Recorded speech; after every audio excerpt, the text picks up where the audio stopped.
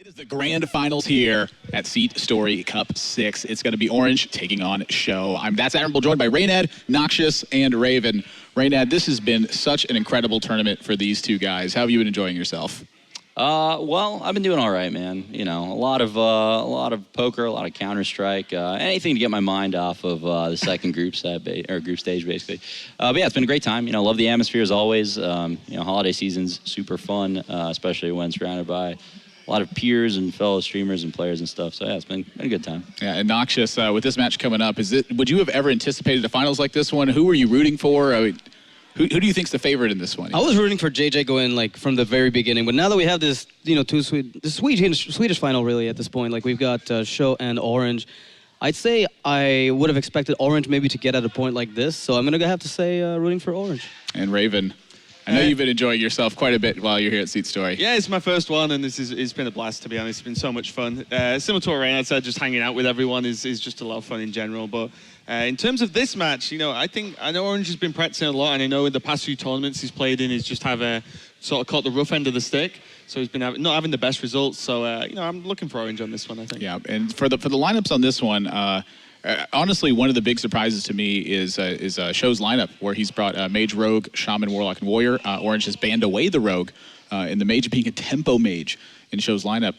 I think that's one of the biggest surprises of the tournament so far. And Orange bringing Druid, Rogue, Shaman, Warlock, Warrior has had his Shaman banned away. Raynad, what do you think of this match?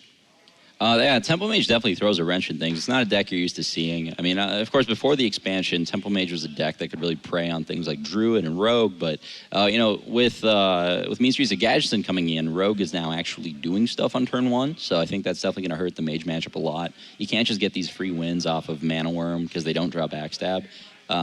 And, you know, even the Druid matchup, like now Druid, rather than just ramping and developing nothing, they're still making dudes. Granted, they're small, they're Jade Idol tokens, but, you know, if you have, like, well, again, first of all, which list is Orange playing? I'm sorry, I've been a lot of loop. Is it Jade? It's Jade, all right. If I was going to go into that rant and he's playing... Combo, Cocoon. Anyway, but yeah, that matchup got harder too, is basically what I'm saying. So Tempo Mage, it's the big reason a lot of players didn't choose to bring to this tournament. You know, I brought Mage myself, but it was Freeze, because the matchup against like Reno and Rogue's a lot better. And, you know, we'll see though, right? I mean, Orange is playing Reno Lock, right? Yeah. So Tempo Mage, I think, is going to struggle against that deck right now quite a bit. So he's going to want to dodge that matchup. And Warrior can, of course, go either way, just depending on both players' draws. Yeah, I think it's really funny as well. I was talking to Orange just between, obviously, his last set and this one. And we talk about his lineup, what's he going to do against SjoW, so on. And he said the Rogue list, he actually didn't realize he had to submit an additional list until very, very late before the tournament. He played, so he just submitted, I think it's like Yagut's Rogue list. He said he played like 5 ladder games with it. Okay. And that's pretty much all he's played of Rogue since the expansion. So although Rogue isn't too crazily different from how it was beforehand, still just a raw lack of experience with the deck, you know, might come through here. Yeah, I think that showed a little bit in his mulligans as well, where he was kind of, you look at it and you're like, really? You're going to throw away the teacher here with the prep and the sap? Oh, yeah. All right. Yeah, Rogue mulligans are super complicated because it's not just a matter of like, okay, I keep these cards in this matchup. It's a matter of like, I keep this card if I also have drawn this card, but I don't keep either of them if I don't have the other. And you're not just mulling like individual cards based on how good they are, but, you know, the synergy with the other stuff you're already keeping. So, yeah, it's definitely a deck that's going to take a ton of games to play optimally. But on the bright side, it's just so outright powerful right now in the metagame that, you know, even playing it slightly suboptimally or mulling wrong, you know, you're still going to draw 4 Rogue cards in the beginning of the game. Those cards are pretty good. On average, yeah, they will tend to give you enough like zero-cost spells to fuel the Auctioneer. And at this point, I feel like with the SI being cut out of most Rogue decks, we see just the Questing Adventurer list. It still gives you the blowout potential. Even with a terrible hand for Auctioneer, you can still find wins off of that. Yeah, and honestly, I feel like the Questing Adventurer is such an important tool versus so many decks, but at the same time, it's one of those tools where you end up drawing it and you're like, why do I have a Questing Adventurer in my hand right now? To clarify, though, does SjoW have Questing Adventurer? Was Yagut's list, I know it has Teacher, but isn't it Teacher SI Agent, no Questings, or does it still... For the SjoW's list or Orange's list? Oh, sorry, well, whichever one brought Yagut's deck. I think SjoW... I think Orange said it was Yagut's deck. Okay, so yeah, Orange. There might not be any Questing in there then. That's true. So one is Questing, one doesn't. That's actually a very big deal, because if the Rogue... Well, okay, it's not a big deal because Rogue's banned away, but in theory... If the mirror match happened, the questing list is favored. Well, yeah, that's something to really talk about, though. I mean, maybe that tech choice influences Orange's ban sometimes. He did ban Rogue in the last set as well, And with Druid and with Warlock in here, and the Rogue Mirror maybe being something he hasn't navigated so far, that's more of a ban based on experience rather than just the technical matchup of Rogue. Well, if Orange is the one with Yagut's list, that actually does change the matchup from 50-50 to like 70-30 at least in favor of SjoW. Like the Quest and Conceal is just no way to interact with in the mirror. So it's super favored, I think. But yeah, it's polarizing matchup. Both these players brought just really strong decks across the board, except for Druid. God knows how Orange made it to the finals with that. He loves that deck, though. He's like super confident that the deck's good. Yeah, he was climbing with it quite heavily on ladder in the past week or so. Got relatively high legend rank with it, so he feels that it's very strong. But he might be the only one in the room. Yeah, that's something I've thought is really interesting. Is I love playing Druid, and I played the Jade build at first, and I was like, this just feels really clunky, and like I just lose a lot. But the people who are playing Jade Druid are climbing the high spots on ladder, and they just swear that it's a strong deck. I absolutely agree that it is a strong deck sometimes. Jade Druid's interesting. that's what it is, right? Sometimes. Yeah, it's just an interesting deck. Like, there's definitely that degree of variance, like any other Druid deck historically, where you draw stuff in the right order, a good curve, you're going to blow out anything. But you can also lose to anything when you don't draw those cards. And it's not just a matter of drawing ramp anymore. At this point, Jade Druid, if it gets a good draw, and your opponent's deck gets a good draw, the Jade Druid loses because the other classes on a good draw just do stronger, more broken stuff. But the nice thing about Jade Druid is just its consistency, right? You have so much ramp, so many cards that you're okay keeping in the opening hand, and you're always going to have a passable draw. It's just that your like decent draw loses or is unfavored to almost everything. But yeah, that's definitely something I noticed about it too. Is that it has this really same feeling style of playing every single time I play it, but a lot of times, like you're saying, I just feel like it's not enough. I'm like, oh well, he's got 3 really strong cards in a row. I'm in trouble. Yeah, and sometimes you just get Jade Spirit off the top when you've got nothing, and you get a 5/5 out of it. You get more fuel to last maybe 1 or 2 turns before the next Jade. Yeah, I think it's very reminiscent of like the Cthulhu decks at the start of Whispers. Right. Is that everyone was like, well, this is fairly straightforward to build, right? I need to put the Jade cards in there and then just fill it out with other things. So I think as time goes on, the build will probably alter quite a lot and actually probably get a lot better than it is today. Because even in the past week or so, since the expansion, there's been multiple different variations on the build, either heavy cycle, or even then anti-aggro or whatever, based on what you actually want to do in terms of like mulch is a pretty key card that wasn't really ran straight off the bat, because as Jade Druid you don't really have answers to big threats whatsoever, and because you're only developing Jade Golems that are just bodies on the board, they do nothing else, you kind of need something to answer the early aggression or even just a big minion. Yeah, that seems to start at like the beginning of every meta game. You have these build-arounds and you're like, well, I don't know what I don't need, and so I just have a list of cards. All right, let's see where it goes. Yeah. Well, and Jade as well, the nature of the mechanic is it's very straightforward as a starting point, right? Like, you put the Jades in, you know what they're going to do every single time. It's just how you actually fill around it, and also how many Jade cards you need, because if you just want to dump them all in, you can lead to those sort of clunky hands where it just doesn't do enough. I think it's especially true in Shaman, where you have, the Jade Chieftains at the top end that just don't seem very appealing.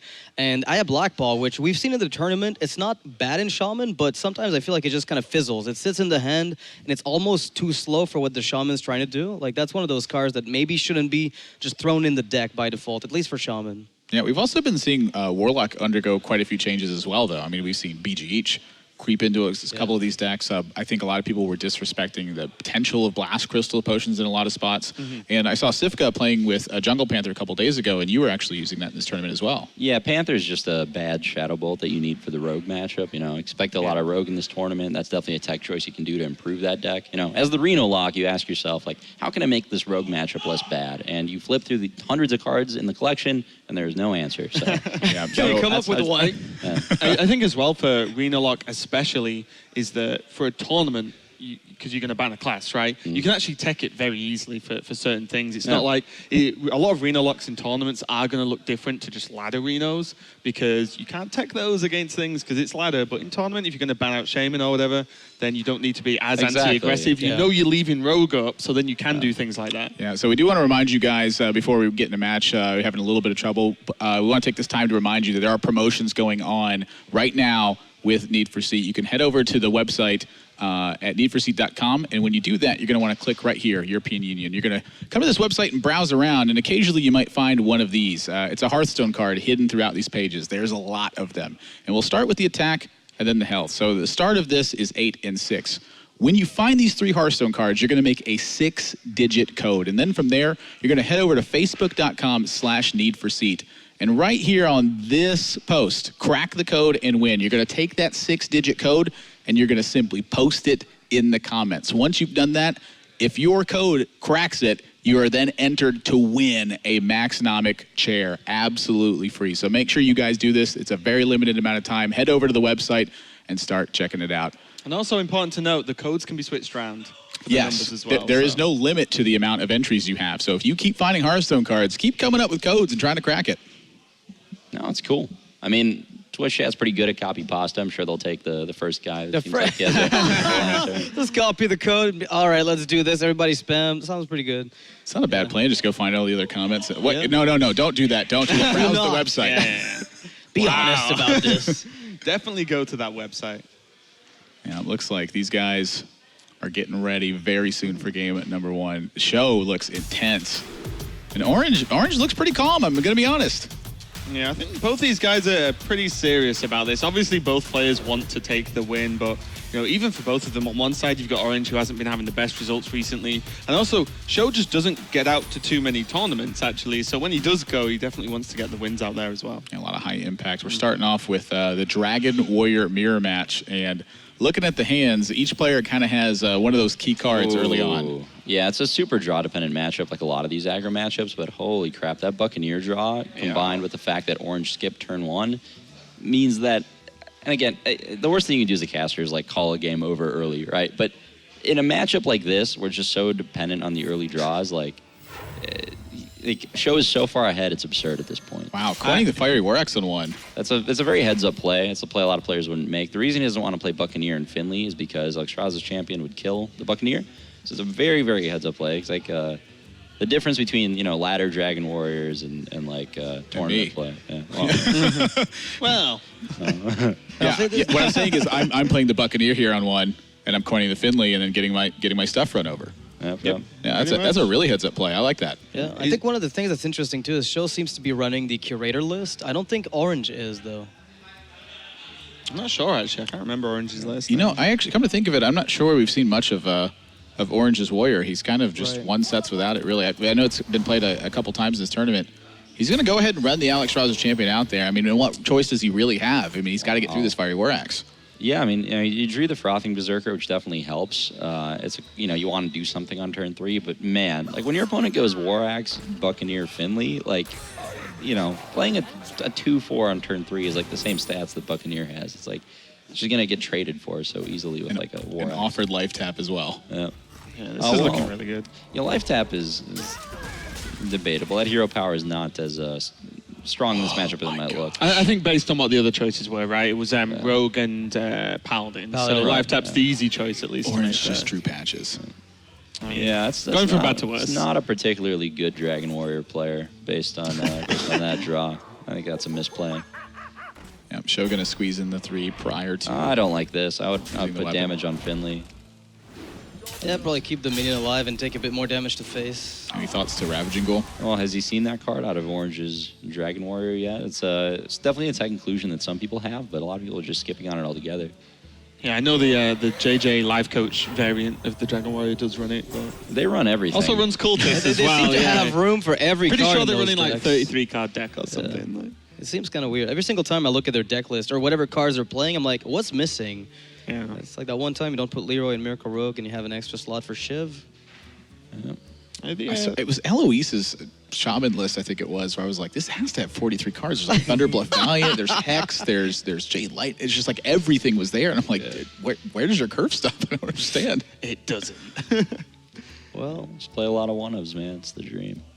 well, we can afford to. Yeah, this Twilight Guardian putting in a ton of work. Wow. This is just such an inconvenient turn for SjoW to punch through. He's definitely thinking about running Korkron in and just getting damage in.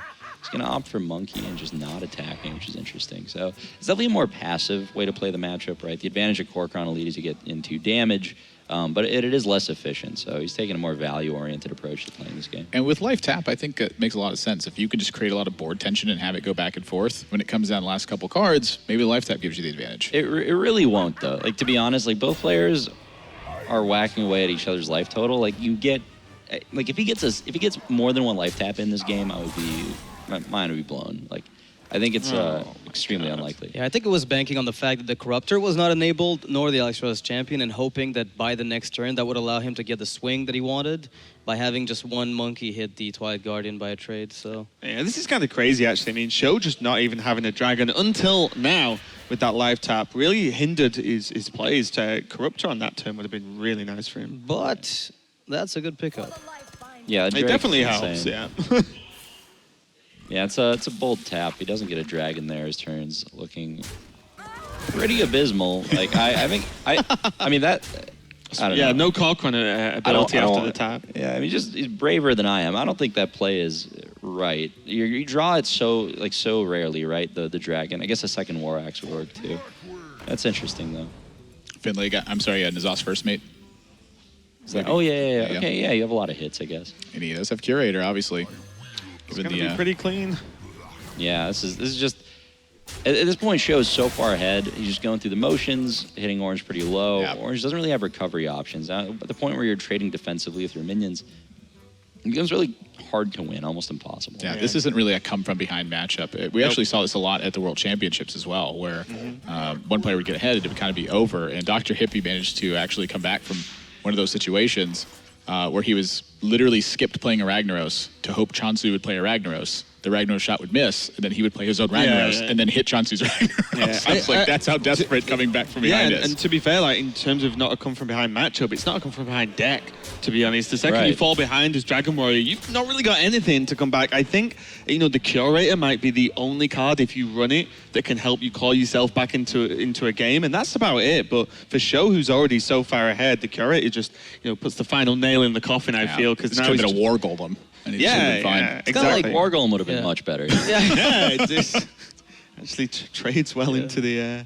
But yeah, like cards like Draconid Crusher just not built for being played defensively, right? It's literally worse than Boulder Fist Ogre. This is like a better Beast Druid, like on average in terms of tempo, but it just doesn't get the recovery that Druid even has access to. Yeah, perhaps. Corcoran finally hitting the board now, and that Rag pretty much had to hit the Corruptor for Orange to have any chance. On his side, I feel. I mean, I think from Orange's perspective, hitting face might have been like the best target, and then you just hope the opponent doesn't have lethal. Yeah, you can get face again with it. Yeah, that's probably actually the winning point. line of play, but yeah. It's fun. Every single time I'm playing Hearthstone, I look at that too, and I'm like, man, maybe this Ragnaros shot, I want it to go to face. Let's find out. Then I hit face. There's one way to find out. Press that end turn button. And about one out of every 20 games or so, he just goes face twice. I'm like, yeah, that'll do.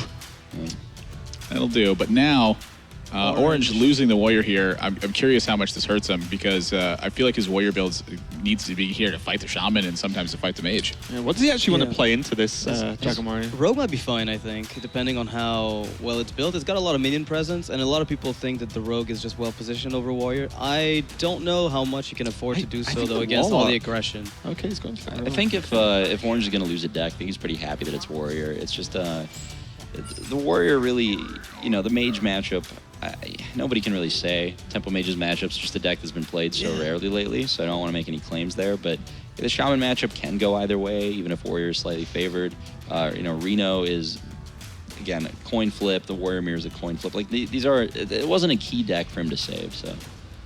But yeah, he's going to go with the Rogue. It's a matchup that's super interesting. It's very back and forth. Definitely depends on which variant of Rogue you're playing. So Orange is playing Mr. Yagut's Rogue list, which is definitely a little bit better in the aggro matchups. You have SI Agent rather than Questing Adventurer, just a lot of cards that affect the board directly, like Violet Teacher rather than Conceals and stuff like that. So it's a deck that's just doing a lot more to affect the board, and it's having a lot of less of those dead draws. So.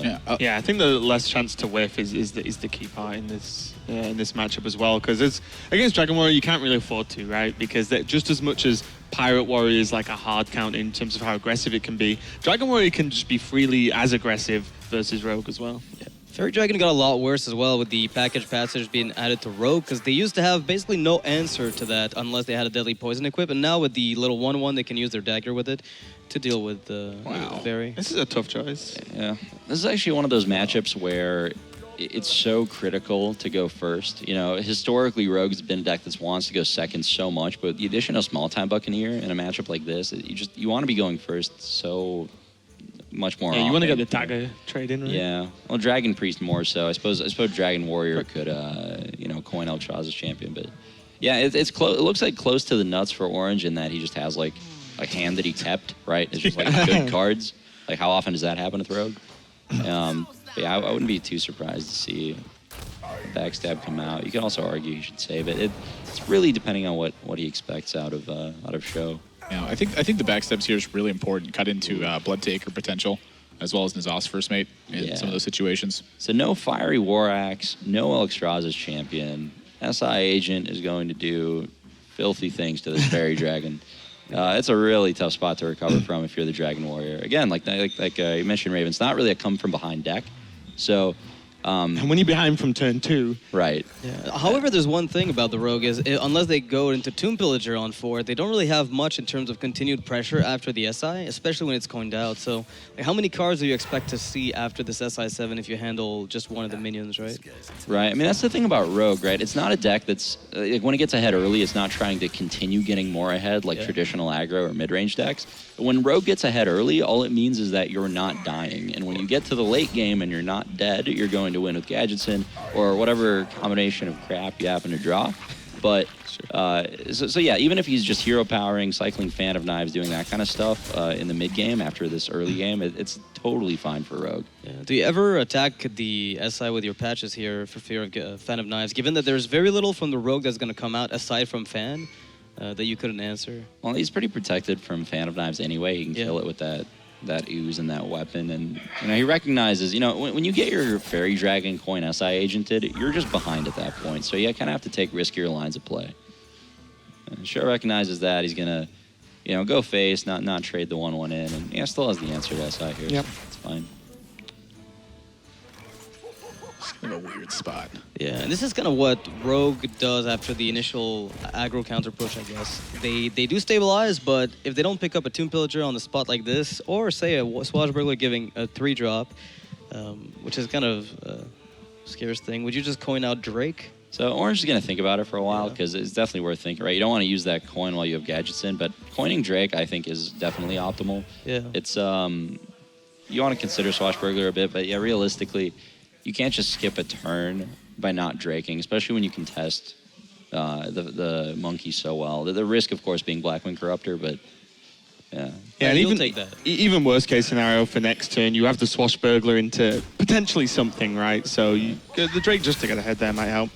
Frothing Berserker, though, is going to be a bit of a pain to deal with unless there's an Eviscerate off the top here. Yeah, to me, one of the keys here is that SjoW has seemed to weather the storm. I feel like one of the ways that the Rogue wins this matchup is they're able to become the aggressor. It's very difficult, again, for Warrior to really answer stuff. So when SjoW continues to present threat after threat, Orange is having to present answer after answer. And as far as the damage build, Orange doesn't get going until he has a big gadgets in turn, where SjoW, he gets going basically anytime anything's sitting on board. Yeah, and this sap is actually pretty important, I feel, here. You can sap and just pretty much play out both pirates. So you can play the Swashbuckler first, of course, see what he draws into, but I feel like, similar to what you said earlier, Reynard, where if Orange can get into the mid to late game with a reasonable life pool, you can actually play around a lot more as the Rogue here. You can't be, trying to do the all-in, full defensive plays, and that's a gore howl from the Swashbuckler. Wow. Yeah, usually not a card that you have enough life to take advantage of in this matchup, but he's at 27 in his turn 5. Like, Going really well. I mean, you actually have to just do the math on how long it would take SjoW to kill Orange if Orange just never drew a spell again for the rest of the game. Like, this is why, again, it doesn't matter that you don't develop Pillager on 4 after you get the early game lead. It just means you're not dead. And like, when you're not dead, your deck just does such broken things. Like, from absolutely nothing, you can set up a 2-turn lethal immediately and draw half your deck.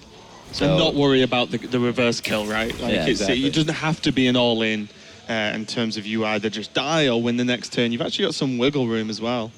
Tomb Pillager is going to be pretty nice, though. Yeah, drawing Leroy naturally always definitely a frustrating situation for the Rogue. It's you can use it as a removal spell if you absolutely have to, but I like Pillager here for sure. This might have been the best draw in the deck for this specific turn, I think, for Orange. I don't think prep without any spells is worth much. So. Yeah, I think you're definitely right about that. It lets him actually develop a lot of pressure. He's the aggressor now, right? He's sitting on 13 points of burst. Next turn, Gore Howl's going upstairs. Like, this is... I mean, SjoW's probably got to trade here. Yeah. I don't want to, just leave the Tomb Pillager. They'd be like, get you for 3. I mean, Can you win if you trade though? I mean, I think you trade into the 1/1, so your Berserker goes to 4 attack. But like with, I really don't want to take 5. Do you, we can mean, say that. you mean trade in with the axe and then trade with the frothing? That's what I'm thinking. I mean, I didn't know if you wanted to just trade in with the axe and just go face with the Berserker. That's what I would because do. the problem is you've seen one sap, and I would do- SjoW does actually need to win this game at some point, right? You know, Right. SjoW's on 17 at the moment with that trade. He does have the Hunter hero power, so if you sneak a few attacks in, suddenly that starts to add up a little bit. And there's still Corcoran's in the deck. He has Rag next turn. I mean, from his perspective, Orange has 3 cards. You can't expect them to have Leroy at this point. He hasn't drawn that many cards. I think playing more aggressive there was a better chance of winning, and hoping that Tomb Pillager trades defensively to set up for Gadgetzin. But either way, either way, Orange with either line, I think is just so far ahead, it won't change the outcome. The Ragnaros, though, will wear down a lot of his health pool this turn. Yeah, that's true. That's Also one of sets up for the Crushers to be 9/9s as well. So it's one of the hardest cards in the game for Rogue to deal with, much like Freeze Mage. There's just some decks where Ragnaros is such a beast. This is actually, like, the fact that he drew that is such a big deal, because this is one of those cards that can just steal a game that no other card could. Yeah. So it's possible that with some good RNG and top decks, and along with the Hunter hero power, this Ragnaros gets there. well, it only takes a Corcoran at this point. Yeah, well, if you're Orange at this point, all you're looking for are cold bloods, essentially. You just want to remove... Like, I don't even know if playing SI is right. I think it is, because it gives Rag another bad target. But there's definitely some merit to Phantom Knives as well. Like, the fact that you draw 2 cards and try to get that lethal off Leroy is a big deal. And there's been no preps, right? This game? Yeah, he hasn't drawn a single prep, drew a counterfeit coin. He's got two goes at a prep, which should then help out with the rest of the turn as well. Yeah, I mean, that probably explains why the Frothing Berserker was traded away. The Ragnaros from SjoW just represented so much damage that he didn't feel he needed the Berserker to connect. That's probably the reason why that happened. So SI Agent's going to come down, make that Ragnaros a little bit less scary. Bloodtaker is not what you want to see here for your SjoW. I mean, he's got to be feeling nervous. Does this have to be a Guardian here? This feels just so bad. Yeah, it probably does have to be a Guardian, because your hero power is actually pretty valuable. Getting the stats from the Crusher looks appealing, but yeah, the hero power just has so much value at this point. Using your Rag to Nothing. prevent Shadow Strikes and backstabs. And do you want to just play the Ica here as well, just for the Yeah, of extra course. damage, right? Yeah, you just want the 2/2 on the board. Yeah. I'm going to damage the Gadgetzin so that if This it is trades... a really important rag shot here. Uh-huh. It is really important. I can Yeah. tell you he wants to hit Gadget. Oh, okay. think. Of all the things, Wow, okay. well, let's see. So I think you might Leroy Fan She's of Knives like here. one Is he damage one off off lethal, right? Yeah. Oh my god. Leroy Fan seems reasonable. I mean, you have 2 preps left in the deck. A counterfeit coin would also help. This is really tough. Do you want it? Do you need to play the Leroy though? He might cheese. think I mean, he's the thing trying about to Leroy win. is it lets you trade into Twilight Guardian without taking the Yeah. damage, which keeps you out of Rag range. He's effectively at 9 life with that hero. Oh, wow. Oh my god. Sap on... Yeah, that gives you options. So you sap the Ragnaros, There's just no clean way to get rid of this Guardian. It might just come down to a flip.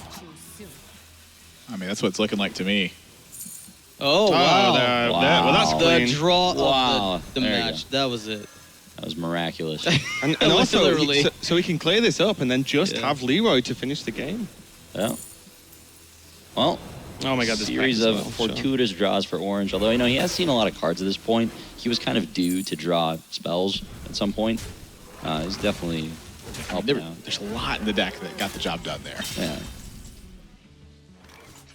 Yeah, it's pretty much nothing. Well, the game's not over, though. There's no... If the... The Rag needs true. to hit the Gadget, and that would prevent Orange from having lethal currently. It's gotta. The scary thing is the cycle from the Thalnos as well.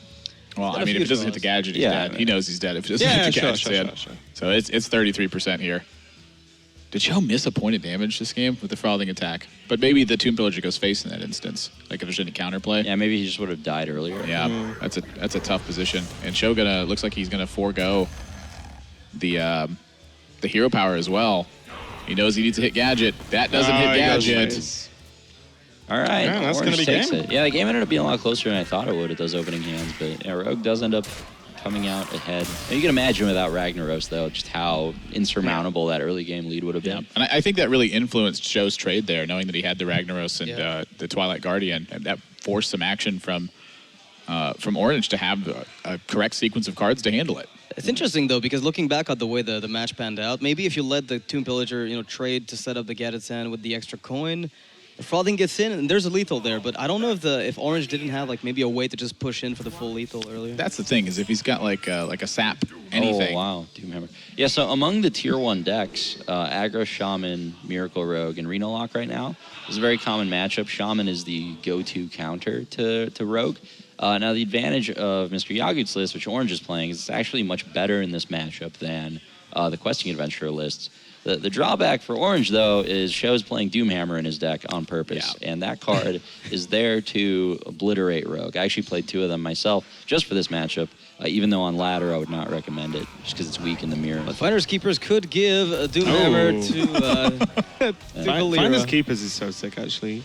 I was surprised at how good it was. I played it for memes and turned out I actually loved the card. But So this is actually like a really good example of how tournament deck lists differ from ladder deck lists in that, Doomhammer, while it might not be the strongest choice on ladder because it just makes your Shaman deck weak in the mirror match, SjoW comes into this tournament with the strategy of banning Shaman, right? I did the same thing, for example. So you ban Shaman, and now all of a sudden you have the luxury of building your Shaman deck in a way that doesn't really take the mirror match into account. You can play these Doomhammers to make your Reno matchup, your Rogue matchup, all these control deck matchups better. So, yeah, it's definitely a deck that you might not see on ladder as often built this way. But yeah, for Orange, he is playing a ladder deck.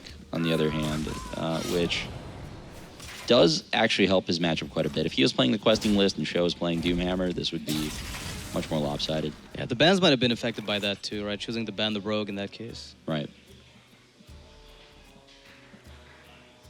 Well, SjoW's got some options. I like just getting some Jade Idol down because it's going to be better than hero powering overall, and you want to start using these charges before Doomhammer comes down. Yeah, and also just the Jade Idols start to slowly start to stack. We saw it in one of the early series in the semis where even this, I think it was actually SjoW's list where the Jade Idols were getting to 4 and 5, which was pretty crazy. Not using the weapon charge here means that he's aiming to just empty them right before Doomhammer comes out. So he's going to be using them on 3 and 4. Right, he's doing his math on when that Doomhammer's coming out. Yeah. But the issue here is if he draws another weapon, that's just a straight brick now. Coin Tomb Pillager, though, really nice. Means he doesn't have to try and think about coining out the Violet Teacher, anything, not quite getting the guaranteed tokens down value early on. But Tomb Pillager's going to be really nice. It effectively replaces the coin in hand once it's dead anyway, so it's kind of nuts. It's some good. Yeah. Oh, even Finders Keepers being like 1 mana is just great for gadgets and later as well. Yeah, you could pick up some 0-cost spells even. That's definitely a card that you'd play if you were a Rogue, I think. Finders Keeper's pretty solid. So, yeah. Discover a card with overload. Can't you only discover class cards? Oh, yeah. But there's no overload card. I think it says cards with overload, so it's like modifying the general rule. I don't know. I don't think it's going to. You might actually not discover anything. Yeah, that's a good point. Oh my god, that's going to be funny. I was trying to think about this for a minute. It's 1 mana cycle that overloads. That's fine, Admirable. Maybe it's not a card Rogue would play then. Well, I was just thinking in my head, my head was like, Finders Keepers is awful, and I can't figure out why. And I just kept going through my brain, and then as soon as you said, there's a lot of cards that they would just play with, and then you said they just play Finders Keepers, and I was like, oh my gosh, there's no Rogue overload cards. Well, I mean, I thought that it would just use the pool of overload cards, hence why I didn't really think it was a big deal. But if they turn out to use the my god, here we go. Oh my god, the Reddit post. Oh, here we go. Here we go. Discover. Can we please make sure we have this on the overlay? Front page, boys. What even happened? Oh, no, he can't. Oh, he discovers. Yeah, it ignores the rule. Ben Brode lied to us. He said you could only discover class cards from your class. I was lied to. Did he say that before this expansion, though? That doesn't matter. They should have reiterated, and I'm probably sure they did somewhere out there on Twitter. I'm certain someone probably asked this question. It's probably actually already been accounted for, so if that's the case, apologies, Ben Brode. I mean, but until then, pitchfork. You've got to imagine that came up in testing at some point, right? Where it's like, discover nothing. There's just 3 blank cards with Brode's face on them or something like that. Like the placeholder art. Great. Yeah, that would have been so good. Well, it's an okay turn here. Cards coming soon. That's a strong lightning bolt turn, so SjoW is going to forfeit doing anything next turn, basically, just to get this teacher off the board because it is so important to not let that Oh my get god. another turn of going. And that's one of the big reasons why the Violet Teacher list is so good versus Aggression, is because not only does it make something, but it acts as a taunt. Yeah, absolutely. It's got to be addressed. The stats are so good on Curve too. But yeah, 2 backstabs, SI Agent, Violet Teacher. Like this hand is just so good against Shaman right now.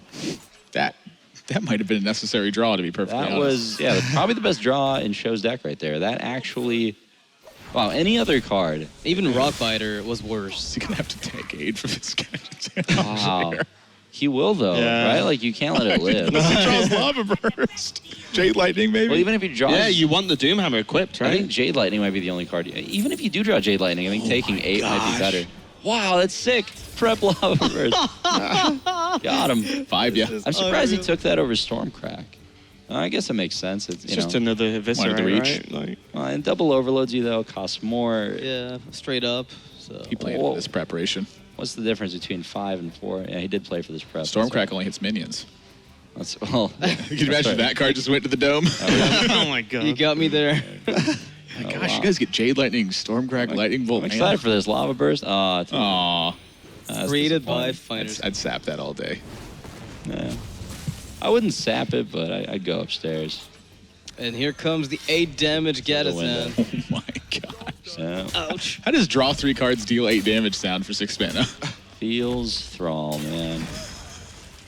Thrall actually looks like Pepe. Oh my god. Okay, so no gadgets on Leroy. this turn though. Say it to his face and the elements might destroy you. You ever Leroy to the dome, or do you just wait for the I think you just fan. I think fanning. just do it. You're at Ship 12, it. buddy. Yeah, you're 12 health now. Use those 12s. I think you actually do Leroy face Yeah. if you don't draw Fan of Knives. Like, you actually want to cycle pretty heavily right now. Wow, that's strong. We're all shamans now. 'Cause that's one of the only taunts. The only thing better is, like, White Eyes or something. Yeah. That's crazy. Oh my god, White Eyes would have been insane. A Healing Wave would have been pretty good. Yeah, any heal. Halaziel could do some stuff. Oh my gosh. Did we ever have a worse hero It's patch? just everything's going wrong for SjoW this game. Dagger Mastery Conceit. He opened up so well, and since then, just nothing has happened for him. All right, Yeah. Voldir, let's go. Seal it in. Oh my god. okay, that's something. That's something. All right, there we go. You see how the internet works, guys? You complain a little bit, you get what you want. Now, there you go. Flame Imp. That is some quality one-night in Karazhan esports gameplay. Do you prep sap the Flame Imp just for the extra damage? I think so. You have a decent life total right now. You have some life to play with. Yeah. Certainly not giving him another Finley. I think Thing from Below, just because of how expensive and clunky it is the kind of card you want to play when you have either no other good play or right before the turn you die. Hey, Could worst still case, be another fan for later. Oh, there we go. Yeah, no, I can just easily slip in the Take an dagger. 8 more. It's okay, he's got Priest Hero power. I know how good that is. Oh, my Oh man. This is a very expensive Fool's Bane from SjoW. I was gonna make a my Fool's Bane God. joke earlier, but I decided not to. And that flame him now. Not Oh looking god, so it's sweet. so painful. Oh, the Flame Imp as well. That's just game. Yeah. Well, no, he Priest Hero powers back up. Oh, he has the banner. Yeah. Yeah. I forgot about Damn, that. look at that. The infamous Priest Hero power here. Look at that. You give him 7 more turns before you know it, he'll be close to 20. The synergy. Well, As your Drake fan seems okay here. yeah, Orange is going to have to settle for an absurd amount of value in an unlosable game rather than killing his opponent right now. Well, SjoW has 4 damage left. Let's not get unrealistic. Can you even, like... hey, Double should- Rockbiter incoming. Yeah, so you Ancestral Spirit or Ancestral Knowledge into Rockbiter Jailer. Oh my god, sap the Flame Imp again, please. I feel like Finley should change your threaten emote when you get the Priest Hero power. The light shall burn you. Yeah, you can't even Can't burn even him with light. role play. That's the point. I even have that emote. Yeah. No role playing. Not feeling good. Okay, so yeah, That that's was not gonna be fraud. it. All right, well. And that was pretty brutal. 2-1 lead for Orange. And Rogue's an incredibly powerful deck. I mean, that has to be the deck that SjoW picks. That loss really hurts. Yeah. Like, Orange had an incredible... Well, first of all, he had a deck list that is maybe, the only Rogue list in the tournament that can beat Shaman some percent of the time. Then on top of it, he had just about the best opening hand he could, which was Buccaneer, SI, Coin, Backstab, and second Coin. That's pretty strong, right? And he picks up Tomb Pillager. Picks up Tomb Pillager, yeah, into Violet Teach. That was an amazing hand for Orange. So SjoW, on the other hand, right, that was Doomhammer Shaman. That was his, oh my god, is this Reno?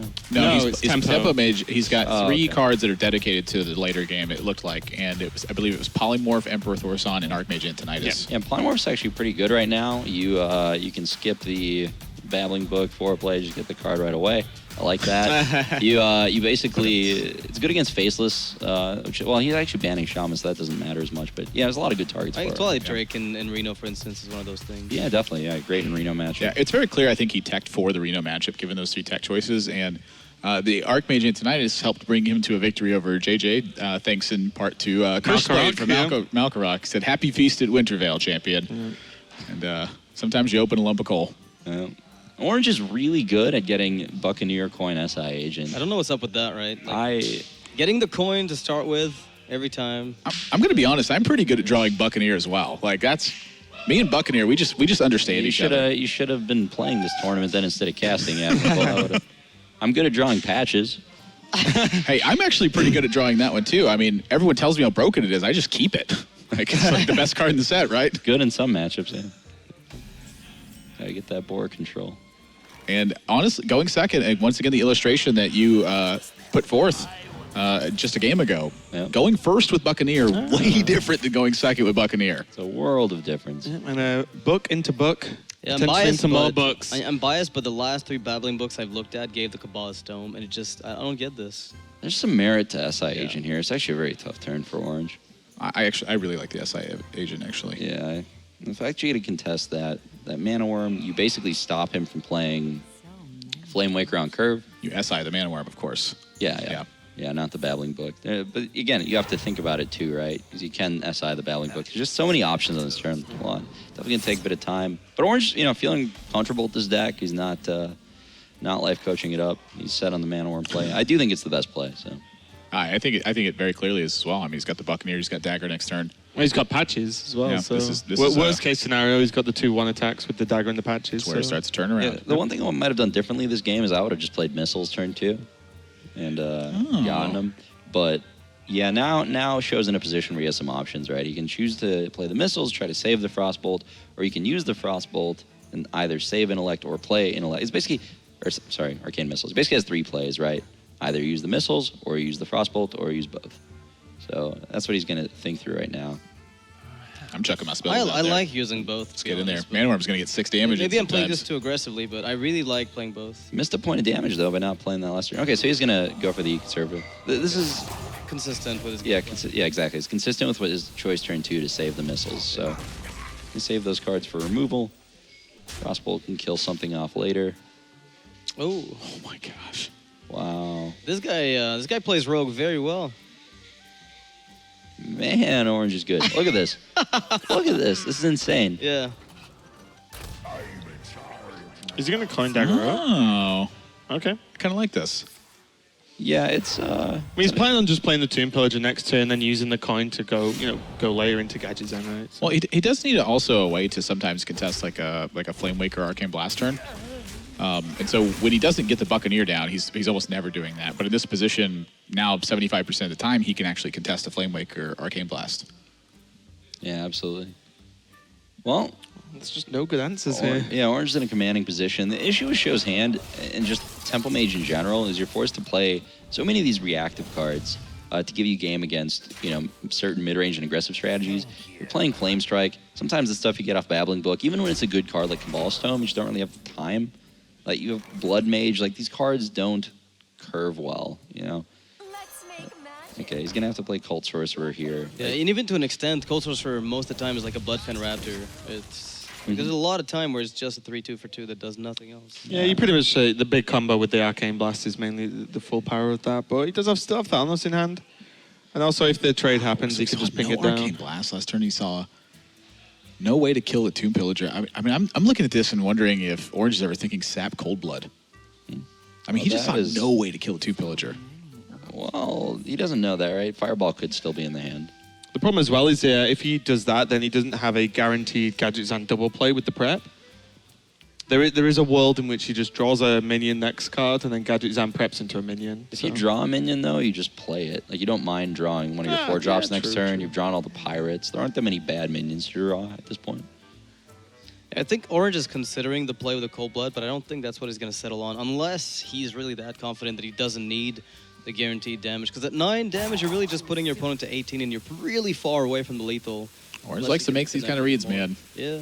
I've sat with him and played. He likes to turn up the heat if he senses weakness. But you haven't probed at all for the Fireball, right? Like, you're still in the stage where the ping last turn was very good, but going all in is just... I like this a lot. There's just so few good sap targets in Tempo Mage, and the fact that even if Pillager does get killed, it's probably happening with a Fireball, which is going to take SjoW's entire turn, so you keep initiative. You're getting that coin for Gadgetzan next turn. There's a lot of advantages. It's also opening up the Auctioneer sometimes. Like, if you get backstab off with the Auctioneer, you're able to kill the Cult Sorcerer, and suddenly Auctioneer sometimes doesn't die. Oh.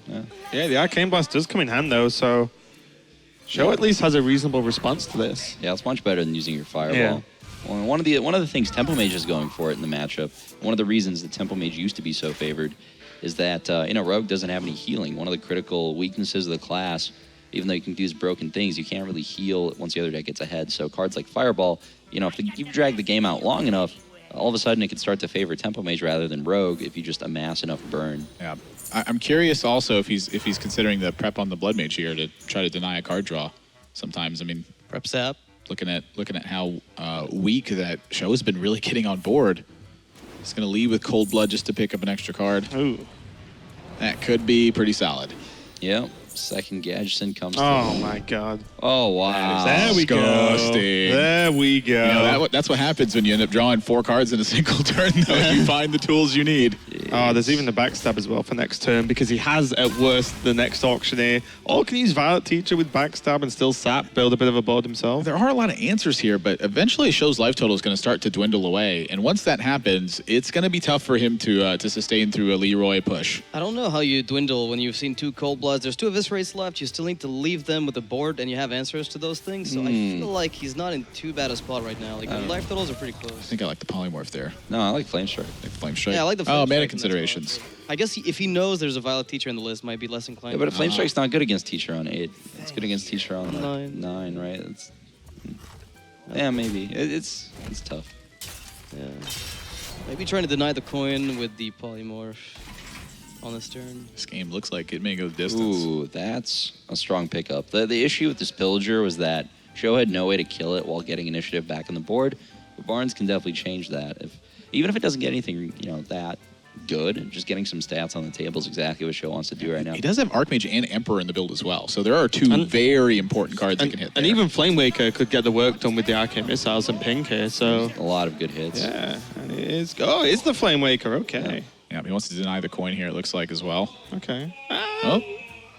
Well, yeah, I like Polymorph. I'm not worried about Edwin. Yeah, should get the job done, right? I mean, if Edwin hits, he's got the Kabbalist Tome. Yeah, he does have to take into consideration Arcane Missiles. That Flame Waker does change stuff. He all of a sudden gets 6 pings. But yeah, that's definitely going to be better to Polymorph. Okay, so there is an option for the Drake into backstab to kill off the... I don't know, actually. You need to kill off the Flame seems like Waker. a bigger threat than the Barnes right now, even though it's representing 3 damage. I might even Gadgets. And I don't know. There's so many options. The problem as well is like the Barnes, even though it's only 3 damage, he's starting to, Orange is starting to just get a little bit lower on health. How about dropping That's all you have to do. Just you say could just do that, I know. Say the word. Oh my God. What do you need? What do you need, Orange? I'll just feed it to you. the best Rogue draws I've seen in the entire tournament. Yeah, Amazing.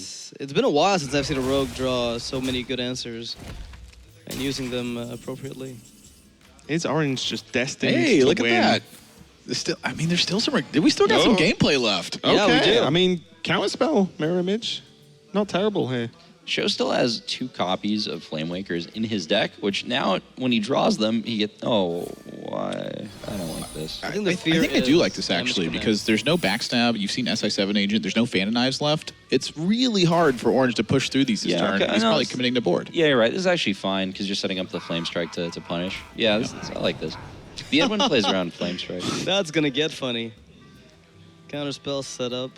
How much do you consider Counterspell at this point? I mean, I mean, quite a bit. I mean, it's definitely worth giving it a Yeah, thought. I mean, like, so which spell do you even try and cast it? Even if you want to try and do it, are you just okay with a 4/4 Van Cleef? I mean, maybe none of them right now. I mean, I'm looking at Violet Teacher Edmund Van Cleef. Maybe is good enough to get this done. Yeah. So, I mean, that's a lot of stuff Show has to have to answer it.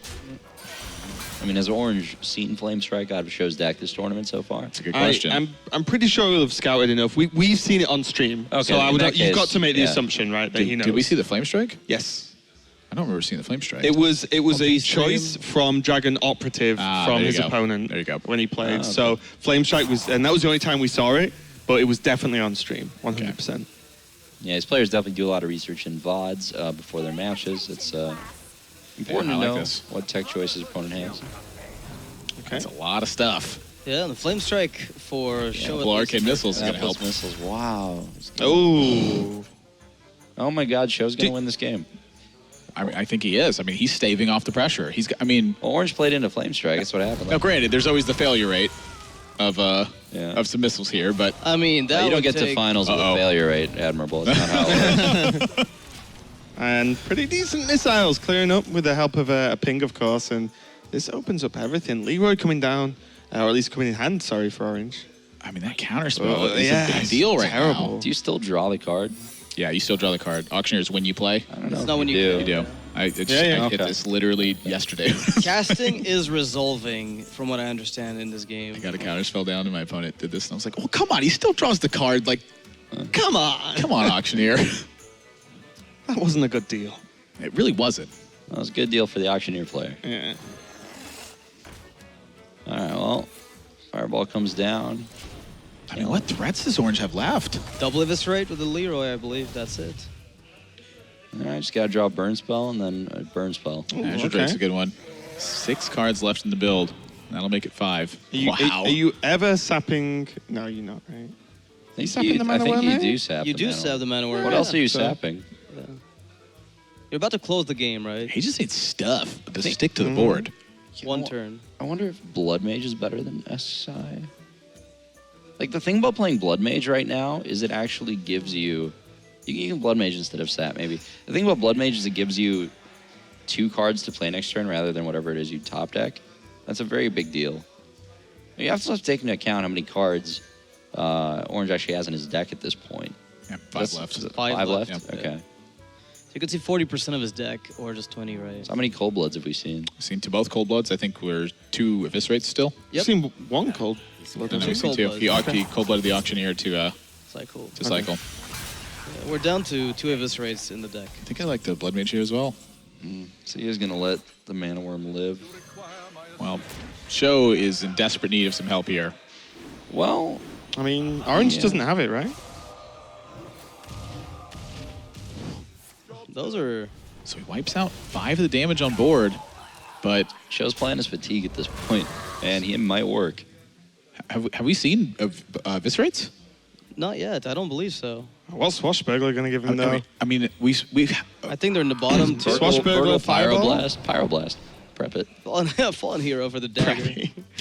I don't think it works that way. You can't prep Pyroblast? No, the No, Fallen the Fallen Hero power. dagger. Oh, yeah. I mean, does Orange have 2 Eviscerates in his bottom 3 cards? I believe that's what it is. Unless I've been No, looking he's not at used wrong one, cards. right?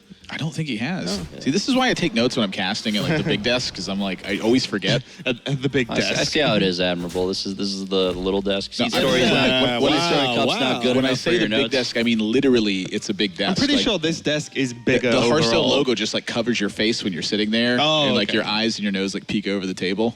Yeah, I remember Oh, that That's, table. that's just you, Admirable. It's uncomfortable, isn't it? Some I- dark, I some just- dark memories about rehearsal days. You need some phone books to sit on while I'm in the The chairs. things Frodan made me do to get that casting job.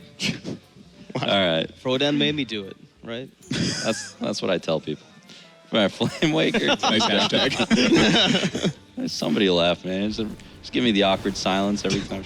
It's SeatStory, man. Let me make edgier jokes than normal, you know? Well, there's still a lethal looming, though, because if this doesn't get double missile... Yeah, he this- needs to this kill is- that.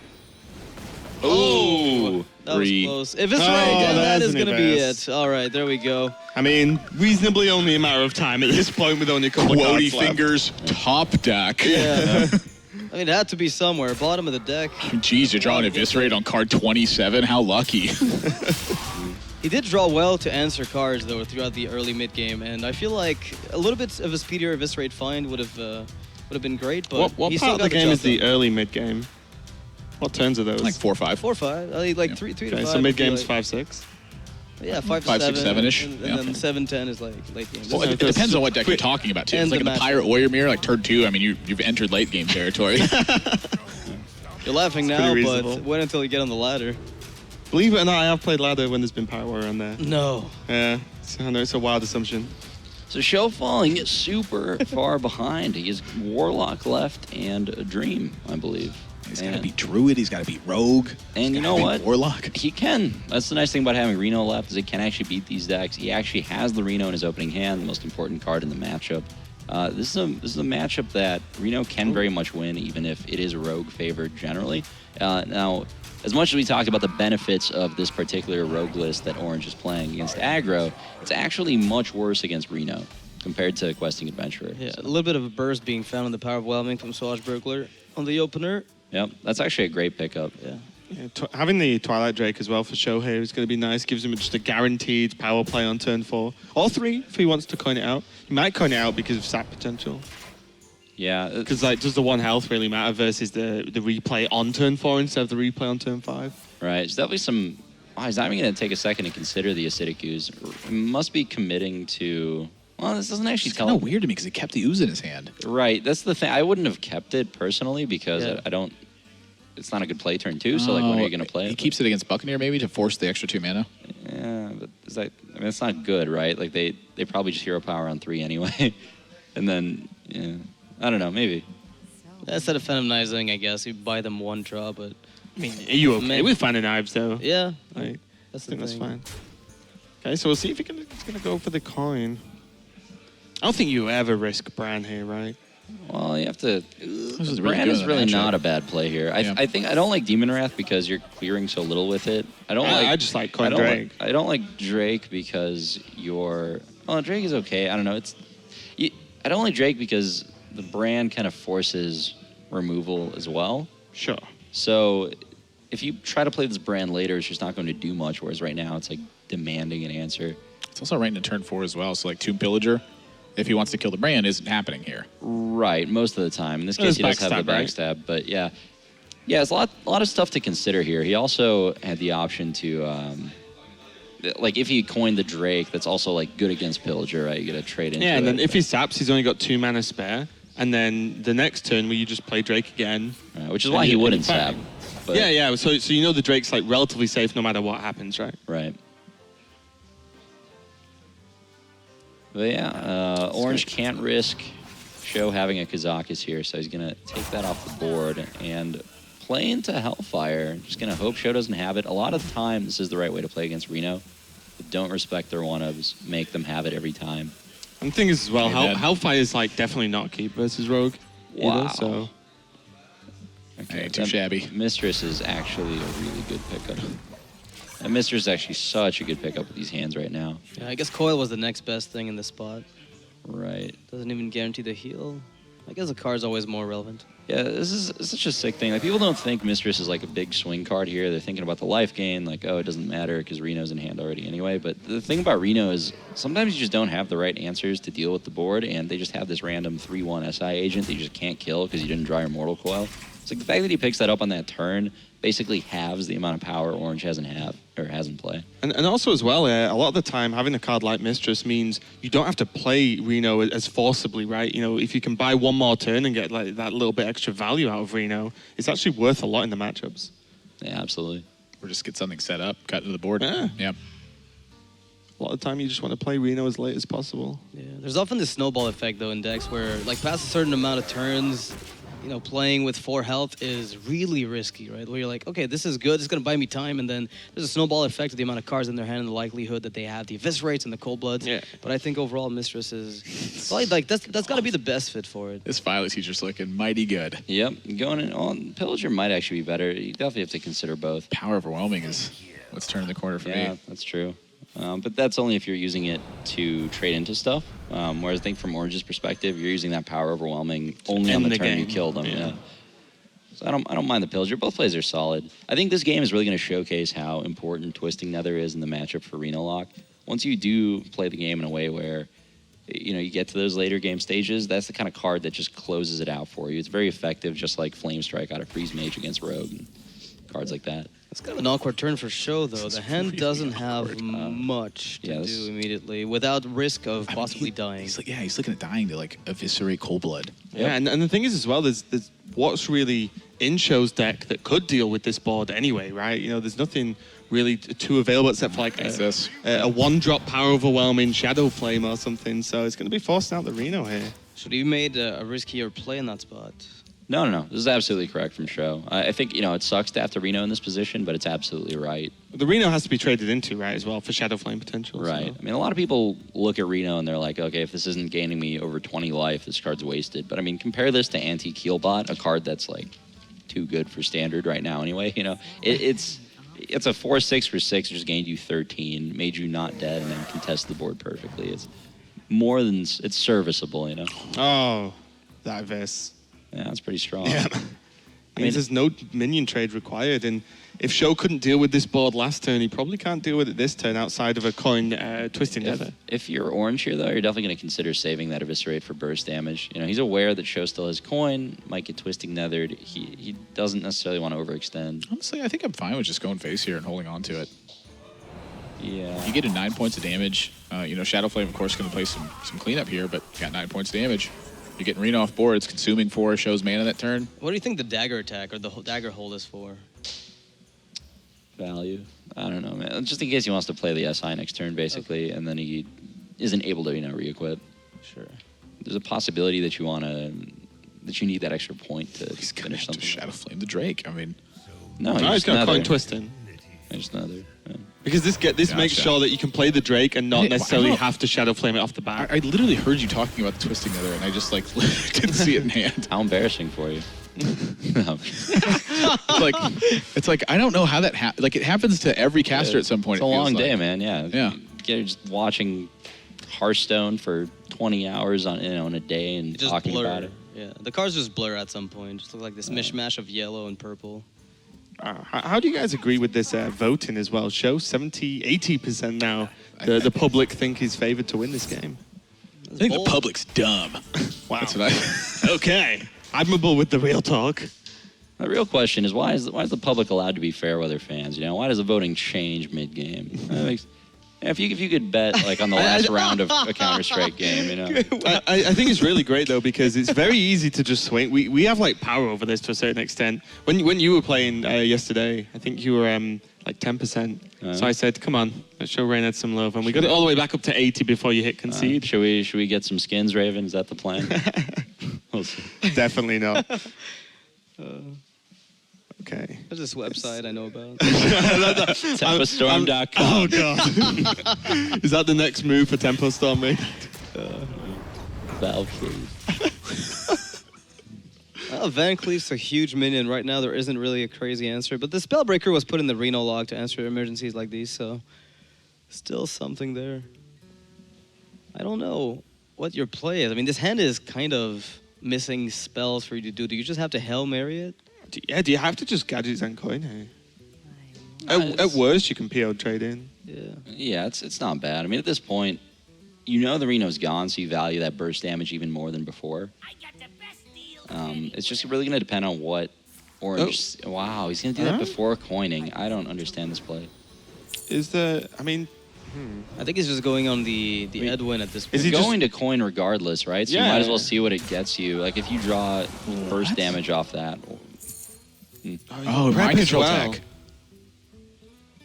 Doesn't want the extra 1/1. Yeah, it's a good play. Mind control tech is pretty common in Warlock decks these days, especially with Dirty Rat. Even having 3 minions is dangerous sometimes. Oh my God! So very advanced play. Orange makes some mindful plays, man. Yeah, the 1/1s are unlikely to make the difference. Yeah, I think it's a strong play for sure. That's a good hand for SjoW to answer this, though. And 1 mana away from Sylvanas into Shadow Flame here. Oh my God. But yeah, Spellbreaker Shadow Flame is just good enough. At this point, having your rogue opponent have nothing on board, you're 15. What more can you ask for? It's so tough for Orange to recover from this point. If he burgles like a Jiraxis, then we have a game. But That's why the ooze was kept. But Burgle's Draxus set the that's game why the fair. ooze was kept. The Oh turn my 10 God. burgle Jirax. You can see. Oh, it was close. Wrong one. Still pretty strong. Doesn't have an Yes. answer right now. The old 7-9. I mean, you can see Oh, though. look at that effect. It's so cool. You can see though, looking back on that mulligan step, the most important part of a game of Hearthstone, of course, the mulligans. Shows okay, Siphon top deck. Yeah, sure, go ahead. Must be Yeah. nice. All right. Anyway, the ooze, right? That decision was wrong, right? Is the reason you mulled that away. I mean, I couldn't figure out why If he you're was not keeping going it to play in it the turn first 2, why place. keep it, right? I literally couldn't figure it out. Yeah, I mean, instinctually, you it- keep it because it's a weapon class, but I think you're right. And even if you play it turn 2, then yeah, you know you require a redagger, but you know the trade is always going to happen. So you've sort of just given away a card for not really much gain against the rogue. 'Cause the rogue's just probably okay daggering up on turn 3 and then pushing the 3 damage with the Buccaneer as well. But yeah, despite that, SjoW's looking to be in a pretty good spot. Have we seen both auctioneers out of orange now, or Yeah. just the one? We've seen Yeah, both, right? I believe it's both, yeah. So it's just some kind of ridiculous 4-card perfect burst hand that SjoW's worried about, and There's having an eviscerate left, I think, right? having seen so much. Is there a cold blood left as well? He's got one in his hand. Is there a one more? second though? No. Wait, is there a What- second? what did he cold Oh, blood? he PO'd. That's yeah, right. he PO'd yeah, then. So you could still So he's could get a couple of dagger hits in, Leroy. Yeah, cold blood, cold blood. Have we seen Leroy? We haven't, right? No. So SjoW's aware that there's Leroy, there's 2 cold bloods, there's an eviscerate. It's still a lot of burst damage. So She'll be really looking for any taunt activators Yeah, at this exactly. point. Yeah, just to put the wall up, right? Because we've even with 1 sap, if you get the 2 taunts down, you're feeling pretty safe. there's no real way to accelerate the turn you kill the rogue here for SjoW, aside from just playing dudes as quickly as possible. Whose value? Got him. Orange is like, what? It's been in your hand the whole game.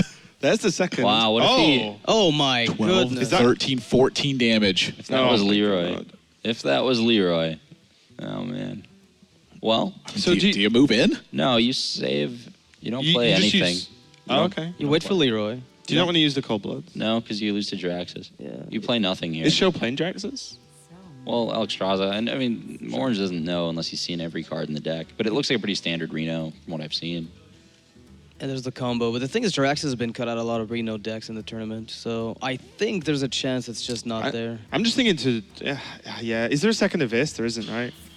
I was thinking to No, try and get there's like only one the damage in He's now moving in. before the taunts. I mean, if he's seen the deck list to the point where he knows there's no Jiraxis or Yeah. Alexstrasza, then this play is fine. If he's unsure, then this play is blatantly wrong. I just think the worry for him as well is just the taunts, right? You also just don't have the mana to go Leroy, Sap, Abyss, and double Cold Blood, so you need to play something in order to have the lethal top deck. Yeah, this is fine. I would like to see him hold Sap. Yeah. Okay. Yeah, this. Oh, wow. There's the Argus as well. Okay, wow. If he draws just, what, SI Agent? Is there another one? I think there's a second SI in the deck. And there's an Azure Drake left. I knew I should have been taking notes this game. I'm pretty sure that's what's left. So, SjoW's going to try to kill Orange as quickly as possible. He recognizes that he's dead to Eviscerate and can't life tap. Or if he life taps, he's dead to it. So, that Hellfire being kept, not going to change Fast. anything. The SI could. Here we go. How good of a player is Orange? Let's find out. Ooh, not gonna do it. Ooh. Oh, not so good this time. Does he live another turn here? 6, 7, 8, 9, 10, 11, 12, 13, and No, then it's 16 from the Hellfire. So, I mean, if he wants to play around Hellfire, he can just chuck the Eviscerate now. and I think that would that's be, exactly what he should Yeah. do. Yeah. That's a heads-up play, but, SjoW only has 1 card in hand. You might... Would SjoW take the draw here? That's a great question. That's a great question. I don't think I've know. ever seen a draw in like an actual broadcast match. Yeah, but it's definitely something to consider in this It's game. just got to be a regame, right? Yeah. Well, yeah, no one no, wins. I believe Dark Onyx took one a long time ago playing a handlock or some kind of control warlock. Was it on purpose? Yeah. Oh, well. Yeah, I mean, it's definitely situations where it's correct. Wow.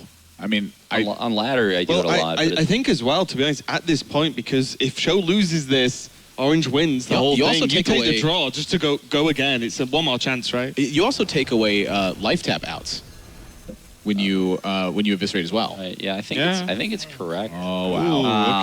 okay. Well, SjoW's gonna walk away with game number 5. What? What? What? That was What? what? That was What? That? Please, any justice. Please. No justice. Okay. No. I want to see more games, so I'm happy that Orange doesn't kill him, but man, that's Hearthstone in a nutshell. that right there, that's actually a super... You could tell that SjoW missed it, too. He immediately gets up. SjoW's going to take a minute, try to avoid it. That's really heads-up play from him, though. You know, a lot of people are like, oh, SjoW missed lethal, lol, like, that was bad. No, it's actually very intentional. The worse that you play in Hearthstone, the better that you draw. That's just how it works. Oh my god. That's how. For just a moment, I thought, okay, Reynard's got something, and then I realized what you were saying. I was like, oh god. That's how the Blizzard karmic gods work, right? So for just a second, I trusted you. By making a play that's so blatantly wrong, he has now ensured that his draws for the rest of the games will be absurd. Every opening hand, at least by turn 4 or 6, Kazakus, Reno. It's going to be a stomp, and I don't know if Orange has a chance anymore. Is this something you do and explains some plays you make in tournaments? Well, in tournaments, man. Now, in tournaments, I play well. That's why I never win. Oh, okay. That's so good. Yeah. Oh, man. What a theory. I mean, it explains a lot. I mean, Yogg Saron. That's right. Do we really need to say it You're right. The Yogg Saron theory of Reynad. I like that. That makes so much sense.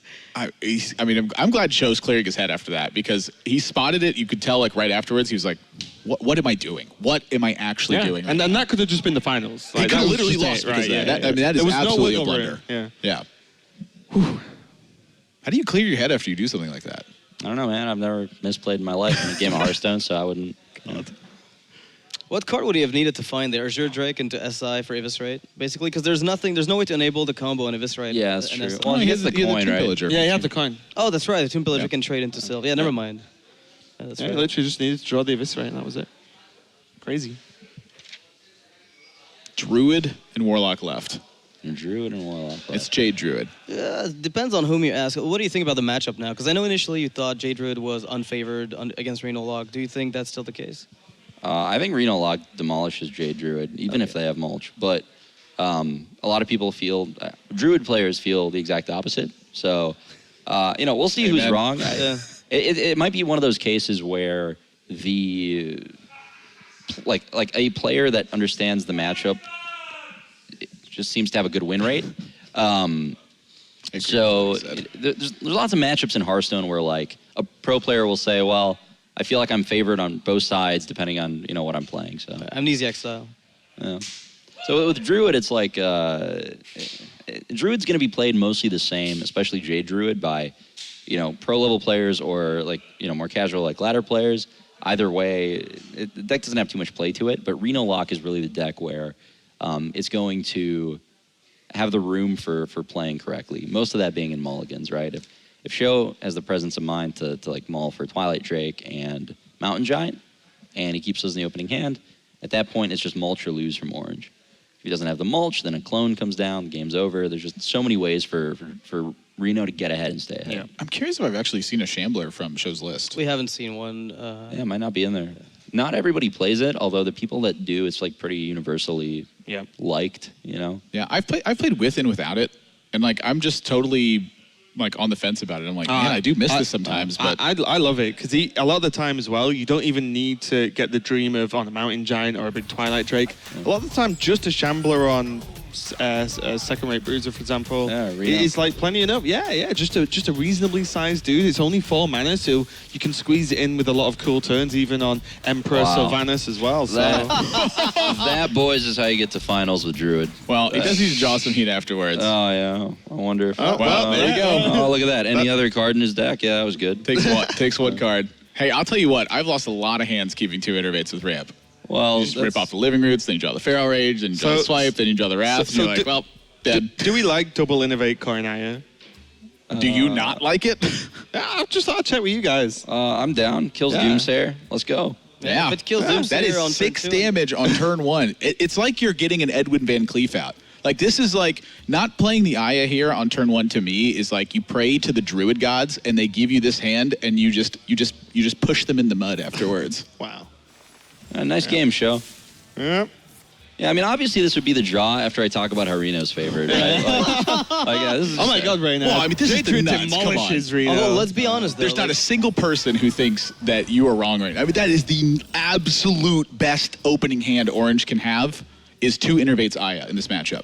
Yeah. It is actually the best. I don't think the game is over though, because now the ramp is done. So it's gonna. I mean, not the ramp, but the board presence. If this is defused at all, because like the Doomsayer. Yeah, but Sure. look at the board presence. He can go into the Jade Blossom soon, 3/3, and then Aya's going to drop down another Jade as well. So Okay. Say it, I think Admirable. this Say game's it. over, man. I think you're totally wrong. Like, he's taking 6 damage a turn, and he doesn't have any way to stop it. Well, he's taking 7 less than he would otherwise, and then he's got a minion that's to put for down on one the board. turn, though. Sure, but there's Demon Rat to combine with the Imps at the very least. Earthring Farseer can come down to contest one of the little Jade Golems. I don't know, man. If SjoW wins this game, I don't know. We got to come up with something ridiculous. I have a hard time imagining a series of draws from Orange that don't close the game from this point. Sure, Yeah. I think the draws are going to be, I mean, what do you draw that's like bad, right? You have to draw all your living roots. yeah. It's kind There of we bad. go. Yeah, I mean that's More or less. like the but- worst. only a right? turn. I Turn just don't know. He's getting past 6 damage a turn from turn 1. Like, imagine if your opponent played 2 Totem Golems on turn 1. Like, you're just dead. Like, And 1 Totem Golem's bad enough. And the thing is as well, this start combined with like double ramp cards means that, whatever you draw, you're going to get into so quickly anyway. Wow, that roots draw actually Right huge. there, yeah. Like, well, he's not gonna. Oh yeah, I just trade the 1/1. Yeah, that's so good. Yeah. Wow, that was actually one of SjoW's only chances, right? Is if Orange doesn't have the removal spell for this Farseer. It goes trade into Hellfire. Yeah, trade into Demon Wrath or something. Yeah. But yeah, that Living Roots pickup just showcasing some professional level Druid play. Jesus Christ. Well, Reno on Dude, Kieran. I would have and played suddenly- Druid if I drew like this. Holy crap. Fandral, another body on the board. I mean, you don't make. Fandral into the Ancient of War next turn. Yeah, you don't make finals by playing bad. That's true. Chat's finally going to get to live the uproot dream because Orange isn't going to have a choice. He's going to be too busy killing SjoW on turn 6. Fandral's a weird card that removes choices from you, but you're happy about it. Yeah. Strange. Oh, weird. Yeah, I never it's really weird thought about that yeah, it's way. weird, isn't it?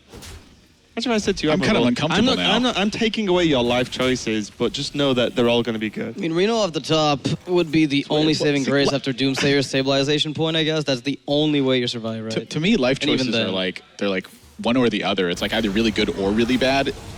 It's very rare that you have like 2 good life choices. Oh, there's mediocre, right? Yeah, it's kind of clunking up the turn the By the way, Noxious is just Why not not? getting No. involved in our Why philosophical not? debate. Was it clunking up the turn, Noxious? Why not draw the best The best possible five? card on this turn. I'm sorry, man. I believed for a second that maybe he wouldn't get a 5-drop on. That's on your 7 mana. mistake. Not just a 5-drop, sir. The Azure 5-drop, yeah. But I mean, you can play Siphon Soul here and then transition into Nether on 8 if you ever get there. I think you do now that you're not taking as much damage a turn. And there's just Jade Spirit. It's fine. Dude, Oh, that's really that good. Abyssal. Okay. That is really good. Okay. But there's a 10-10. Yeah. I guess. Yeah. I mean, Sylvanas time. if he plays Sylvanas, which I actually think is the correct play Yeah, here, sure. I think there's no way Siphon is right. Yeah. I think you Sylvanas every time. Yep. Maybe somehow. This game is winnable. Oh my god. Yeah. It seemed like once the hand gets depleted, Orange is on top deck mode, but the problem is SjoW also ran into a bunch of answers to his stabilization plays. He had Demon Wrath and Doomsayer, which were pretty key there. Like the stickiness of the Imp is also something to consider. It's possible that Orange just goes all in and risks the Shadow Flame happening, but Do you have to, right? I mean, it's just so bad to trade in that I wouldn't fault him for making that call, but it would cause him to just lose the game on the spot, Yeah. right? So I think you just Jade Spirit.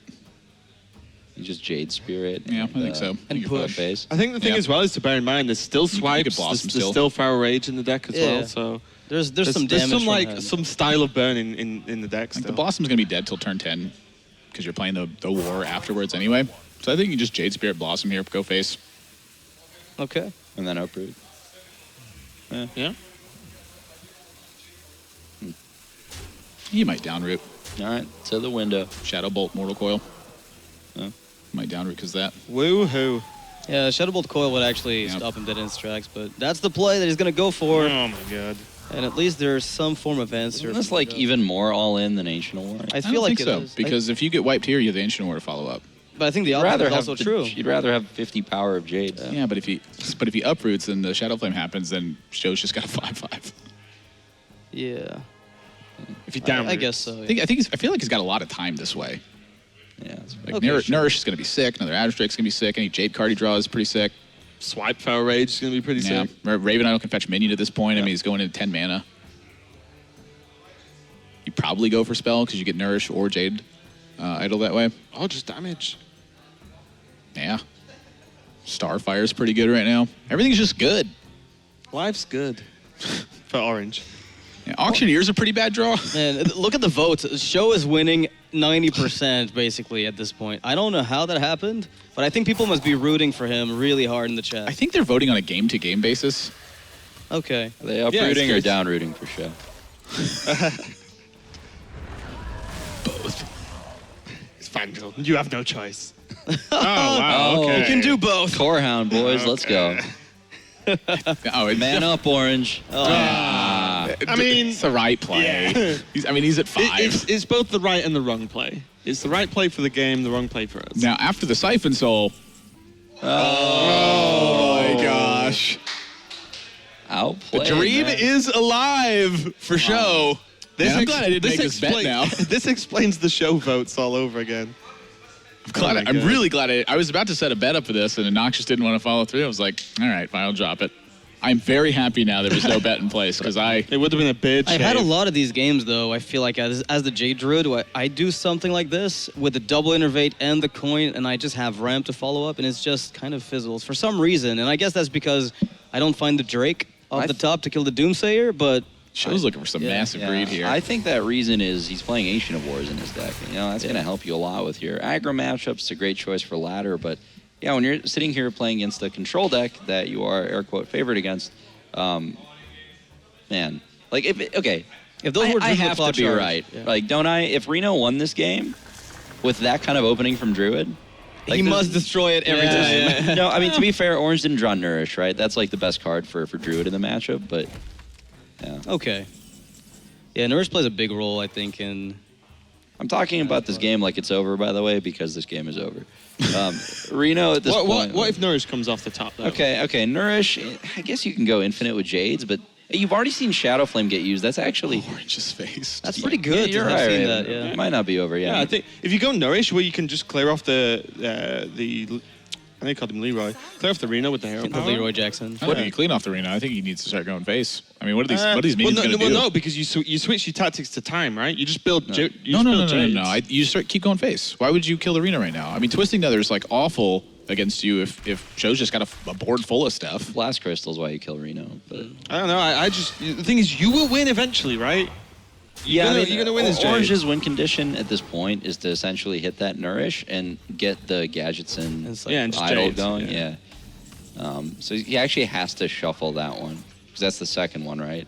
Or no, is that the first? That's the first one. That's the first one. Okay. Yeah, it's a gadget stand though. Nice. So he can. Well, that's a 1 mana war goal. Feels I'd good. probably play that card. Ragnaros. Probably. Yeah, it would play that. Depends what you want to do with your deck, right? Man, the second I was bragging about the matchup, now it's bad again. Yeah, this is still looking good for Orange, to be honest. Like, the fact that SjoW has that Twisting Nether is a big deal, but Orange still has... Yeah. Jade in reserve. Oh, okay. Well, that's cycle at least. It's gonna draw Nourish right off the top. All gadgets out. Do you cycle a Jade Idol first ever? No, there's no way. No, right? no. Oh, no. You need to draw into cycle. Yeah. Uh-oh. So you save both of those. Yeah. Well, do you have to kill Rag? No, you've seen... I mean, you could just trade in for 2/2, right? You have to be somewhat worried about Faceless, to be honest. Yeah. I mean, we can say that, right, because we see the Faceless in hand, but just like probability, right, SjoW's drawn over half his deck. The thing that I remember doing about this is going back and watching the World Championship VODs, and every time someone had a chance to kill Ragnaros and they didn't kill Ragnaros, It felt bad. Ragnaros took over the game and won the game. Yeah. And That's true, actually. Yeah, I've that's really true, come to this yeah. lesson where every single time on ladder, I'm like, okay, I'll just go face the Just Ragnaros going will for hit. And I'm now. like, wait a minute, just kill the Ragnaros. We still have a lot of game left. Oh wow, that's Maybe it's a double gadget thing. Wow. And does this mean then, because of this gadget Zan, is he going to choose to kill Rag? I mean, I would think he's killing the Ragnaros Because here. Twisting Nether is a huge blowout here. If he's killing the Reno, he's killing the Ragnaros. Yeah. That's Yeah, my yeah. thought on this. Right. All right, well, good Okay, play well, from Nourish. Yeah, Nourish helps. All right, well. If Twisted Nether comes out from SjoW at any given point, he's already seen the Doomsayer, so he knows there's no the flip of the board of just buying yourself an auto turn as well. So That's a big one. And SjoW has a plan now. And the plan is Leroy upstairs. But, yeah, Mistress is going to actually hurt that quite a bit here. SjoW just...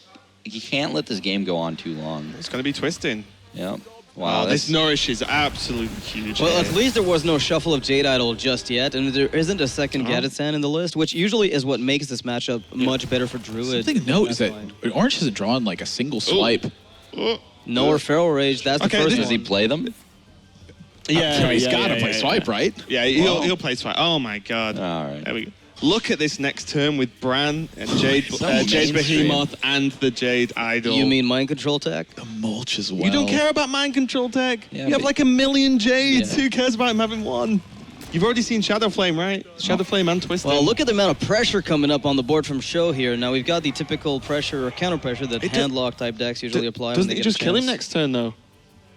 Orange sets up this board with Bran, Jade Behemoth Idol, and then he just plays Swipe, Fel Rage, Fel Rage. Well, He's got to be worried about some combo potential though. You've seen Shadow Flame. You've seen Twisting Nether. There's really no AoE that's going to blow your board up at this point. I think he's got to worry about the combo. Because if he leaves the Mountain Giant up, like he can't Bran and play the Jade Behemoth and mulch. Yeah, that's fair. And I feel like if you're doing this, like there's a lot of merit to killing the Emperor Thorson and leaving it around. But if you do it this way, I mean, look at this. This is do or die for SjoW at this point. He has to have the this damage. still sets it up outside like Blast Crystal, right?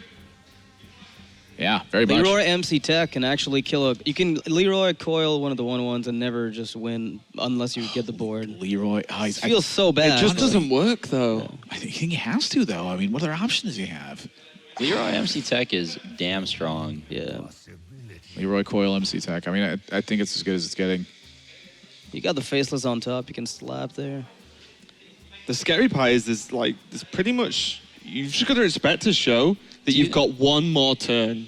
Do you tap for Bran? Bran get would the have been Bran. nuts to double steal. Yeah. But then you can't call the dragon, You right? could get... Yeah. You could still, find yourself a Defensive Argus. It hasn't been played yet. you got the Bran. Wait, he can still play it. No, it it doesn't can't. work It doesn't anymore. happen. It doesn't There's work got to be anymore. 5 Oh, yeah, minions. yeah. Oh my god, the taunt is picked up. Does the taunt matter? He doesn't want the taunt because he has Yeah. the 6 power Leroy and play the Now killer. he's like, kill the 1/1. Well, he's got like 5 seconds to do it too. Oh my god. I think you're Okay, just so doming at this is point. this just game? It's counter lethal. Let's do it. Must be, right? Pushing, and then it's So- 9, 10, 10 plus. No, there's 12. one. He won off lethal right now, right? Is he? Yeah, What? one off lethal, I think. What? Maybe I'm How wrong. much stuff do you have mana to play? 2 Feral So Rages and a 17. swipe? Yeah, he's got 12 from hand. Oh, he's got it, I think. Yeah. Well, yeah, but the trade into the Swipe. 3/6 is actually really inconvenient. Yeah, I think, Well, I think you- the 3/6 is what saves him here for one off lethal. Oh, no, okay. You Feral Rage swipe face. That's what you do. No, you Feral Rage twice, though. Wow. Yeah, that's the Yeah. problem. Is he has to actually leave. You attack with the 8/8. Let's say if you wanted to waste the damage, Swipe. it doesn't work. You could swipe face 1, swipe the Yeah, 3/6 that's not face enough. as well. 22 is the most he can do to face right now. Yeah. So now do you have to just go for the clear and then do you Fel Rage? Because the most damage you can push it trade with the 8/8 and then so insane. everything. Still pretty hard to lose if you clear, though. I mean, Yeah, that's what I mean. Like, do Yeah. you just go for clear at this point then? Because there's still 2 Jade Idols in the deck for a start. There's still probably a Jade Spirit. Right. You know, he can win, and he's just seen Leroy. So, and he has the 2 Fel Rages for health. If he really wants it. He can Fel Rage 1 for the fact health, that 1 for Leroy's removal. gone means that Yeah. SjoW has like so little potential to actually get to him this turn. Yeah, look at this. This is really good. Yeah, it still puts Yeah. Orange super far ahead. Yep. And without the Leroy, there's not really any reach you're bothered about. I hope he got the attacks. I think it EQ'd it Yeah. up. Okay, cool. Wow, even killing the Bran, okay. Kazakus, right? Yep. Killed the Bran for Kazakus, and this is almost still inevitability here. Is that 10. He can kill it with wow. Soulfire. Wait. Soulfire? Is that lethal? Hang on a second. You play the Abyssal, and then you have the Ancient Mage. He's doing the math. 1 mana off lethal. No, 3, 4. It's lethal. Doesn't he have? It's lethal. 3, 6, Oh, no, 7, 8, he 9, doesn't 10. have the mana. Oh, Yeah, yeah. yeah. There's 1 mana off wow. of it, I think. Wait, is he? So Abyssal deals 3. Yeah, oh my gosh. This is so brutal. think both players just, hair's breadth away from having lethal, but just don't quite get there. I mean, I think it's gonna just Soulfire the 9/9 at this point. Go Abyssal, Hellfire. You Hellfire first. Yeah. And then, I mean, the Feral Rages will end it. Yep. Yeah, because he's taking 6 damage on his own, and he sees that's not going to work, so he's trying to go for something else, and it's not there. Else. SjoW's going to drop himself. It's not going to be enough. And that's going to do it. He tries to fend it off, but turn 1 Aya deals a lot of damage, makes a lot of forces. And look at Orange's face as well. Still he a lot is closer. extremely happy. Cannot believe it. That was incredibly tense last game on pretty much a knife's edge up until the very last turn. Super back and forth. That Orange's opening hand made it look like that game was going to be a lot less interactive than it was, but yeah, definitely got a cool game of Hearthstone. Yeah, change the mold here a little bit, and maybe you got a game. Yeah, another title So for Orange. Tell you what, man, this guy's got a lot of tournament wins under his belt. Yeah. Yeah, even if there's a string of like bad finishes, Orange great at getting those first place finishes. Excellent player. Props to him. Yeah, props to SjoW though as well. Though I mean, what a performance he had this tournament. Yeah, it's a big finals for Sweden. Yeah, 2 Swedish players in the finals. Something that was happening too, as pointed out, they dominated Germany all tournament long as well. Come on, mate. Orange. Come on, mate. What a victory. 4-2. Get you on the camera. And you close out another title. I mean, how you feeling, man? I usually do not get nervous during matches or during tournaments. I always say that's like one of my strengths, but I was an emotional wreck there at the end. Of course, it feels amazing. I can't really describe it. It was a very long time since I won a tournament, winning SeatStory for a second time, I couldn't feel better. Yeah, congrats, man. It was super well played the entire way through. That Druid opening hand was solid. I've seen worse. Yeah, I was a little bit scared because you can run out of gas if you don't run Nourish, but I solved that problem pretty nicely. The game was so cool, so back and forth. I mean, the whole set, honestly, the whole series seemed to play well. Are you happy with how you played? Anything you wish you could have done differently? Sorry? Are you happy with how you played throughout the set? Were there any tough turns? I think I screwed up pretty badly against Arena Lock in the last game, where I didn't have to. I had 2 lines. One was go all face, play Ancient of War, but that's really, really weak to Shadow Flame. The second line I had in my head was to trade both minions into Sylvanas, make him steal a free, and then play my 2 Jade cards. But it ended up with me running out of time, and I did the in-between, which is just really, really terrible against Shadow Flame. So I think I screwed that up really badly. Other than that, thinking back on the other games, I feel like I played all right, but right now it's kind of hard to remember the entire series. Cool. All right. Well, congratulations, man. Big win for Sweden again. Big win for you. Yeah, must be a good ending to I guess the new metagame, like one of the bigger tournaments after the new metagame settles. Yeah, I think this is one of the best expansions that's been released for quite some time. Like the entire metagame shifted, and it's feels really new and refreshing to play Hearthstone again. Yeah, and in terms of the Jade Druids, I know it's a deck you're really enjoying at the moment. It's a deck a lot of people don't think is that powerful. Like, how well has it done for you in this tournament as a whole? Because obviously we saw the last game then, which was extremely close, but got it done. How well has it performed overall here? Well, except for Rogue, which I added now to the top 8, I think Jade Druid was by far the most overperforming deck. It's the reason why I won some series single-handedly. Pretty much because it's such a good deck against the unexpected decks that people bring. I played against some Arena Mage, some Control Shaman, stuff like that. And Jade Druid is such a powerful deck at going late because you can never go into fatigue thanks to the Jade Idols. It just beats all of those matchups. So you kind of have a safety for the people that are trying to do something different by bringing Jade Druid. As well as I just think that people underrate how strong matchups it has against the popular decks too. Yeah, awesome. Makes a lot of sense. Crushing any and all innovation at the tournament single-handedly. One deck to kill them all. Yeah, well, Orange, it's been a fantastic victory, but here's your trophy, man. All right, good job, man. SeatStory Cup 6 champion Orange.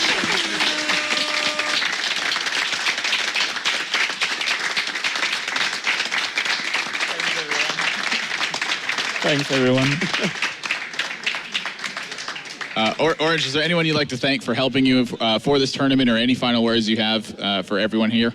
I want to First of all, I want to thank my new team, Alliance. They've been a huge help since I've joined them. I also really want to thank my the two playtest masters that helped me the most for this is Ostkaka and Powder. Both of them have been great help for me. And also my usual group of Spo, Martin Creek, Freaky, Silas, Death Boost, those kind of people that are really, really helping me every day and help me get better at the game. Huge shout out to them. Very strong pool of players. I see these guys on highlighter numbers all the time. Let's hear it one more time for SeatStory Cup 6 champion, Orange. Woo!